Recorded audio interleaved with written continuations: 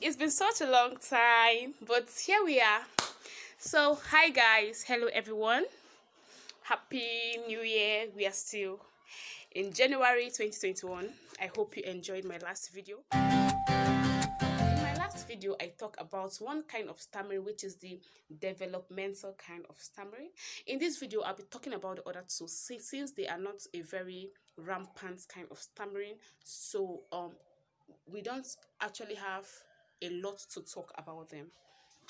Okay, so the first one I'll go is the neurogenic kind of stammering.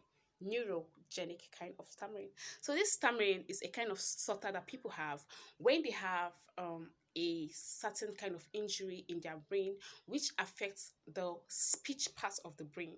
So once it gets affected, it will alter how they speak.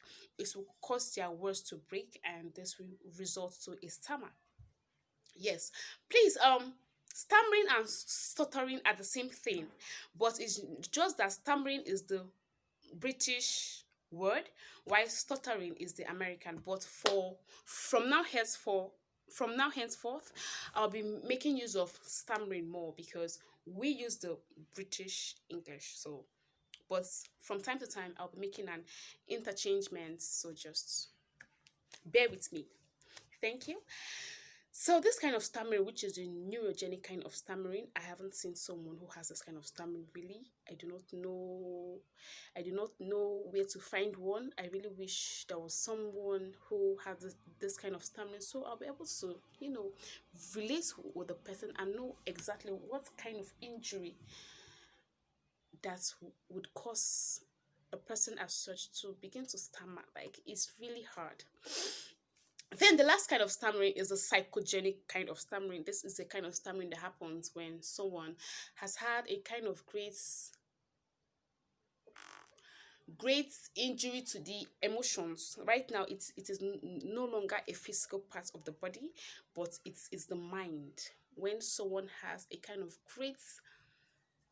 great let me say, like a grief, a heartbreak, something very emotional, it can also cause a person to stutter. I read some articles on the internet, I read some books, and I got a very detailed voice note from one of my role models and my lecturer, Dr. Victor.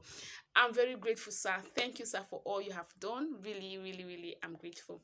So I've got a detailed information about this kind of stammering, and some people tend to argue that this kind of stammering does not exist, that it is just a added kind of stammering, that really that grief or heart pain cannot make someone to start stammering.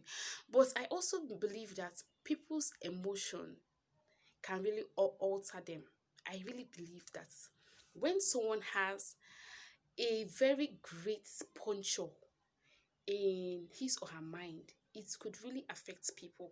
So I think that this kind of stammering could be existing. But another thing I would say, I haven't met someone with this kind of stammering.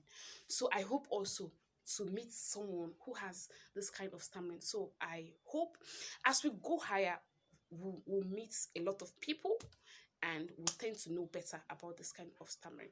So these are the other two kind of stammering: the neurogenic, when the brain is injured and the part of speech, um and the part of the brain that helps in speech making gets affected, while the psychogenic is when the mind is being affected.